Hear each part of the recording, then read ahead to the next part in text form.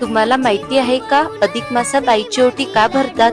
तर अधिक मास किंवा धोंड्याचा महिना हा हिंदू धर्मात अतिशय पवित्र मानला जातो. या महिन्यात आईचा सन्मान करणं शुभ मानलं जातं. याच कारणामुळे अनेक ठिकाणी आईची ओटी भरण्याची सुंदर परंपरा पाळली जाते. आईची ओटी भरताना साडी, ब्लाउज पीस, हळद कुंकू, फळं, गहू, शृंगार सामान अशा वस्तू भेटवस्तू म्हणून देतात.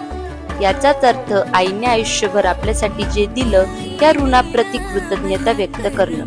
अधिक मासात आईची ओटी भरल्याने घरात सुख, समृद्धी आणि आईचा आशीर्वाद कायम राहतो, अशी श्रद्धा आहे. ही फक्त परंपरा नाही, तर आईबद्दल आदर, प्रेम आणि आभार व्यक्त करण्याचा एक भावनिक क्षण आहे.